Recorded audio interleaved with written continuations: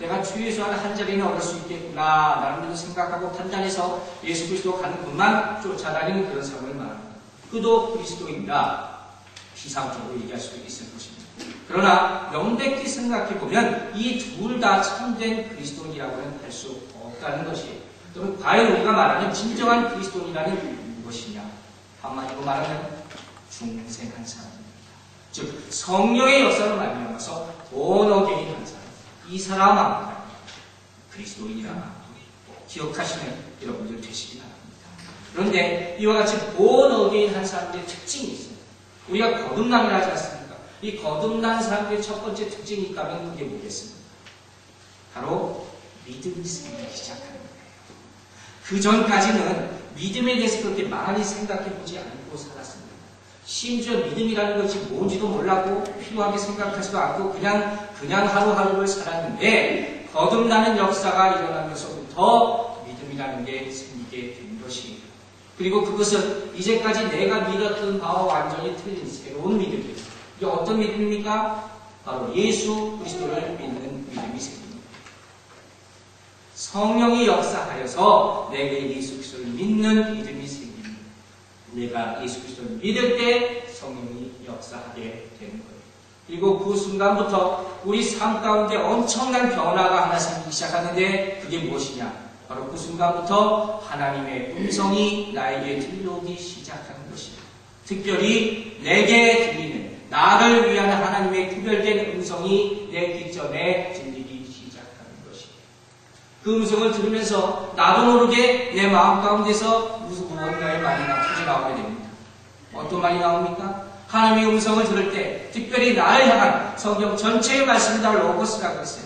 그 가운데 특별히 하나님께서 오늘 나에게 주시는 말씀, 내 말하는 것이 내 귀절을 들릴 때, 내 마음을 흔들 때 내가 어떻게 고백하게 됩니까? 아멘 하게 됩니다. 그 말을 내가 믿습니다 하는 거예요. 그 전까지는 그냥 지나갔던 얘기인데 어쩐 일인지 그 순간에 이것이 나에게 주는 말씀으로 확신하고 내가 그걸 믿게 되는 거예요. 그래서 내가 그 말씀을 진정으로 믿습니다 고백하게 되는 겁니다. 여기까지 하게 되면 여기서 끝나는 것이 아니에요. 더 이상 더 나아가게 됩니다. 바로 내가 들은 하나님의 말씀 예수 그리스도에 대해서 세상에 전하게 되는 것이에요. 이것이 뭡니까? 바로 용기. 다음 대학 베드로와 요한이 바로 이러한 용기와 이와 같이 해서 받게 되는 것입니다. 여러분 지금 이 상황을 한번 생각해 봅시다. 베드로와 요한이 지금 어디 있습니까? 산헤드린 공회에 있다고 그러지 않았습니까?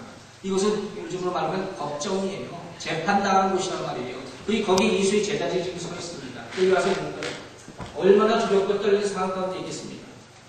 더더구나 베드로에게는 이 산헤드린이 별로 좋지 않은 기억이 남아있는 것이에요.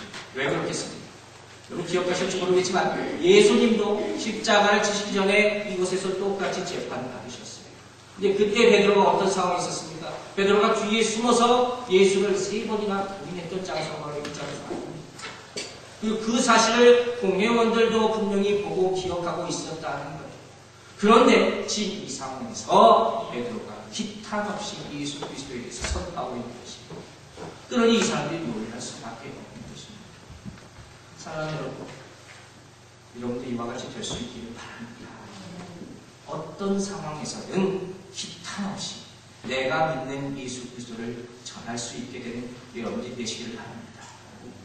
자, 두 번째 그들이 놀란 이유는 무엇이었습니까?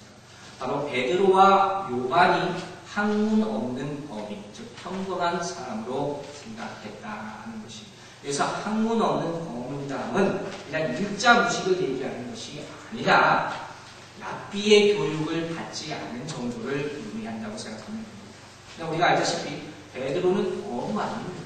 어부로서 아마 기초적인 율법 교육 정도만 받았을 것으로 여겨진다 합니다. 그렇기 때문에 이 사두개인이나 바리새인이나 공회의원들로 봤을 때는 자기들이 가진 지식하고는 상상도 할 수 없는 그러니까 무식한 사람으로 아그라파 이렇게 별로 모른다 이렇게까지 평했다는 거예요. 그런 줄 알았는데 어떤 일이 일어났습니다. 베드로가 놀랍게도 구약의 예언들을 아주 자연스럽게 막 인용을 하는 거예요. 그래서 예수 그리스도가 메시아 되심을 놀랍게 선포합니다. 그걸 보고 놀라지 않을 수가 없는 거예요. 과연 이 지혜가 어디로부터 나왔냐? 그렇게 놀라지 않을 수가 없었습니다.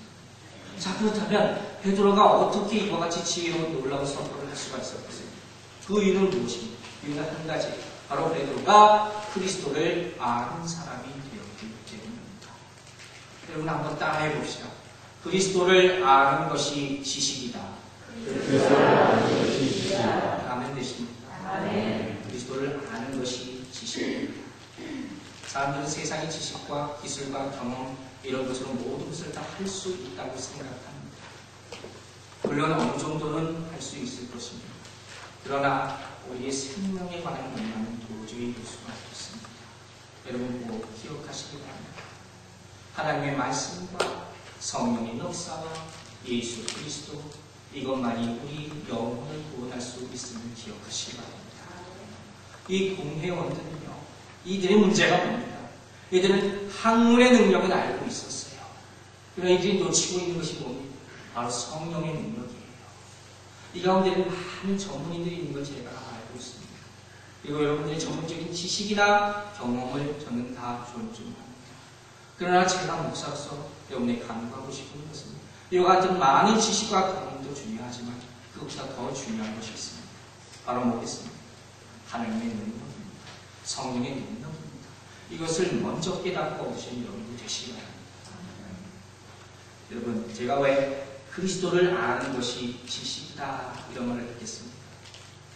골로새서 2장 3절을 보면 그 안에 지식과 지혜의 모든 보화가 감춰집니다. 이런 말. 즉 그리스도 안에 모든 보물이 있다는 거예요. 그래서 우리가 예수를 만나서 성령의 역사로 말미암아 그를 믿게 되고 그의 사람이 되면 그 순간부터 세상과 구별된 지혜로운 세상이 된다는 거예요. 그 예수를 보라는 거예요. 우리는 그리스도를 어떻게 만납니까? 내가 여러 가지 과정을 통해서 그리스도를 보게 되는 것이 아니라 그리스도를 만남으로 인하여 온 세상을 다 볼 수 있게 되는 거예요. 이해가 됐어요? 이건 마치 내가 어려운 수학 공식을 가지고 문제를 풀고 있는데 아무래도 풀리지 않아요. 근데 해답을 어떻게 딱 얻게 됐어요. 해답을 얻게 되면 어떻게 됩니까? 모든 것이 환히 보이는 거예요. 똑같은 이치예요. 어떤 사람이 산을 오릅니다. 맨날 운동하는 거예요. 산 정상까지 오르내리기를 매일마다 합니다.